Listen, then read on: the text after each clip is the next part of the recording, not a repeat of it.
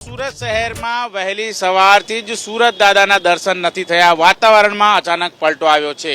ઉનાળામાં શિયાળા જેવી અત્યારે હાલ દ્રશ્યો જોવા મળી રહ્યા છે। તસવીરો તમે જોઈ શકો છો। સુરત રેલવે સ્ટેશન વિસ્તારનો આ નજારો છે, જ્યાં વાદળછાયું વાતાવરણ છે જોવા મળી રહ્યું છે।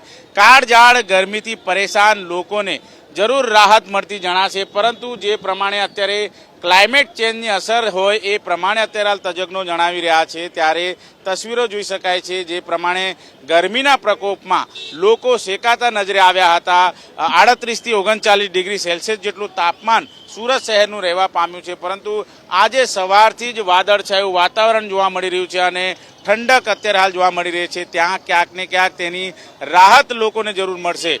જોકે વાદળછાયા વાતાવરણ વચ્ચે ધીમી ધારે જે પ્રમાણે વરસાદ છે એ વરસે તેવી શક્યતાઓ પણ જોવા મળી રહી છે। ત્યારે સુરત શહેર સહિત દક્ષિણ ગુજરાતમાં આ પ્રમાણે વાતાવરણ જોવા મળી રહ્યું છે। સુરત શહેર હોય કે નવસારી, વલસાડ હોય કે વાપી, ધરમપુર, તમામ સ્થળ ઉપર આ પ્રમાણે વાદળછાયું વાતાવરણ છે જોવા મળી રહ્યું છે। ત્યારે સુરત શહેરની અંદર જે પ્રમાણે વરસાદ છે એ છૂટો છવાયો વરસાદ પડે તેવી શક્યતાઓ જોવાઈ રહી છે।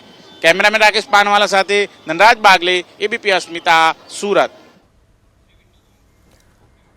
દક્ષિણ ગુજરાતના કેટલાક વિસ્તારોમાં વરસાદ વરસ્યો છે। નવસારી, વલસાડ, મહીસાગર જ્યાં વાદળછાયું વાતાવરણ જોવા મળી રહ્યું છે અને હવામાન વિભાગે પણ આગાહી કરી હતી કે રાજ્યના કેટલાક વિસ્તારોમાં જ્યાં આકરી ગરમીનો અનુભવ થશે, ત્યારે દક્ષિણ ગુજરાતમાં વાદળછાયું વાતાવરણ અને માવઠું પડવાની શક્યતા પણ વ્યક્ત કરવામાં આવી હતી અને આગાહી વચ્ચે અત્યારે નવસારી, વલસાડમાં વાદળછાયું વાતાવરણ છે।